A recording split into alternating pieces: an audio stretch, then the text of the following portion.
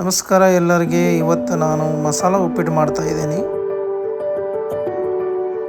ಸಾಮಗ್ರಿಗಳು: ಜೀರಿಗೆ, ಸಾಸಿವೆ, ಕಡಿಪತ್ತ, ಕೊತ್ತಂಬರಿ, ಟೊಮ್ಯಾಟೊ, ಉಳ್ಳಾಗಡ್ಡಿ, ಮೆಣಸಿನಕಾಯಿ ಮತ್ತು ಬಿಸಿಬೇಳೆ ಭಾತ್. ಗ್ಯಾಸ್ ಆನ್ ಮಾಡಿ ರವಾ ಇಟ್ಟೀನಿ ರೋಸ್ಟ್ ಮಾಡಲಿಕ್ಕೆ. ರವನ್ನ ರೋಸ್ಟ್ ಮಾಡ್ತಾ ಇದ್ದೀನಿ.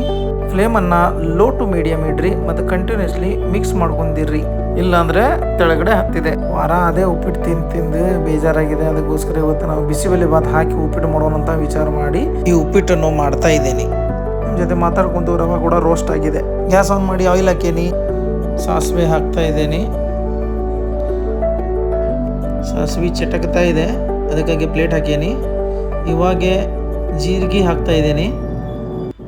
ಜೀರಿಗೆ ಫ್ರೈ ಆಗಿದ ತಕ್ಷಣ ಸ್ವಲ್ಪ ಮಿಕ್ಸ್ ಮಾಡಿ ಕರಿಬೇವು ಹಾಕ್ತಾ ಇದ್ದೀನಿ.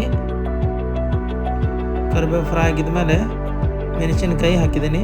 ಮೆಣಸಿನ್ಕಾಯನ್ನು, ಕರಿಬೇವನ್ನು, ಸಾಸಿವೆ, ಜೀರಿಗೆ ಎಲ್ಲ ಮಿಕ್ಸ್ ಮಾಡಿ ಸರಿಯಾಗಿ ಫ್ರೈ ಮಾಡ್ಕೋತಾ ಇದ್ದೀನಿ.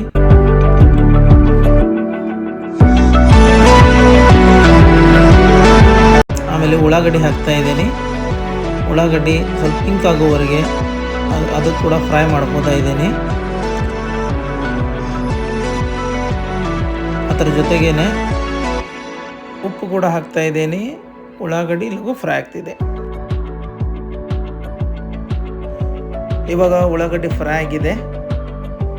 ಈಗ ಟೊಮ್ಯಾಟೊ ಹಾಕ್ತಾ ಇದ್ದೀನಿ. ಟೊಮ್ಯಾಟೊ ಹಾಕಿ ಸರಿಯಾಗಿ ಮಿಕ್ಸ್ ಮಾಡ್ತೀನಿ. ಮೂಂಗ್ ದಾಲ್ ಕೂಡ ಹಾಕ್ತಾ ಇದ್ದೀನಿ. ಹಾಗೆ ಮತ್ತೆ ಮಿಕ್ಸ್ ಮಾಡ್ತಾ ಇದ್ದೀನಿ. ಕಾಜು ಕೂಡ ಹಾಕ್ತಾ ಇದ್ದೀನಿ, ಬಟ್ ಇದು ಆಪ್ಷನಲ್ ಇದೆ, ಬೇಕಾದ್ರೆ ಹಾಕ್ಬೋದು. ಮಸಾಲೆ ಹಾಕ್ತಾ ಇದ್ದೀನಿ. ಇದು MTRದ ಬಿಸಿಬೇಳೆ ಭಾತ್. ಇಷ್ಟು ದಿನ ನಾವು ಬಿಸಿಬೇಳೆ ಭಾತ್ ತಿಂದೇವಿ, ಅದು ಇವತ್ತು ಬಿಸಿಬೇಳೆ ಭಾತ್ ಉಪ್ಪಿಟ್ಟು ತಿನ್ನಾಕತ್ತೀವಿ. ಮಸಾಲ ಹಾಕಿ ಸರಿಯಾಗಿ ಮಿಕ್ಸ್ ಮಾಡ್ತೀನಿ. ಒಂದು 4ರಿಂದ 5 ನಿಮಿಷ ಹಾಗೆ ಫ್ರೈ ಮಾಡೋಕೆ ಇಡ್ತೀನಿ. ಯಾಕಂದರೆ ಮಸಾಲದೇನು ಫ್ಲೇವರ್ ಇದೆ ಅದು ಕಂಪ್ಲೀಟ್ಲಿ ಆ ಥರಾಗೆ ಬಂದುಬಿಡ್ತಿದೆ. ಸೈಡ್ ಫ್ಲೇಮ್ನಲ್ಲಿ ನೀರು ಬಾಯ್ಲ್ ಮಾಡೋಕ್ಕಿಡ್ತೀನಿ.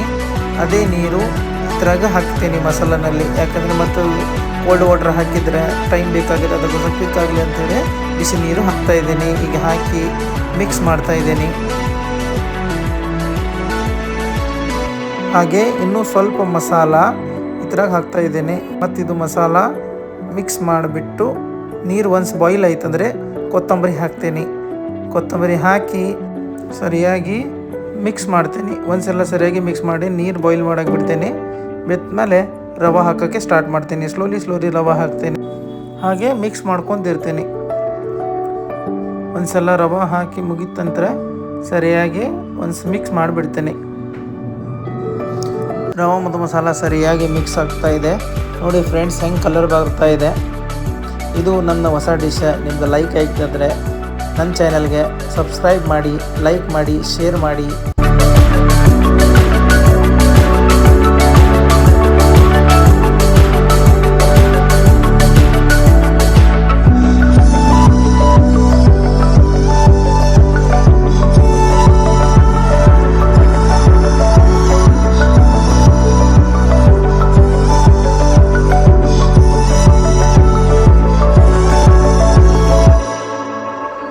ನಮ್ಮ ಮಸಾಲ ಉಪ್ಪಿಟ್ಟು ಇವಾಗ ರೆಡಿಯಾಗಿದೆ.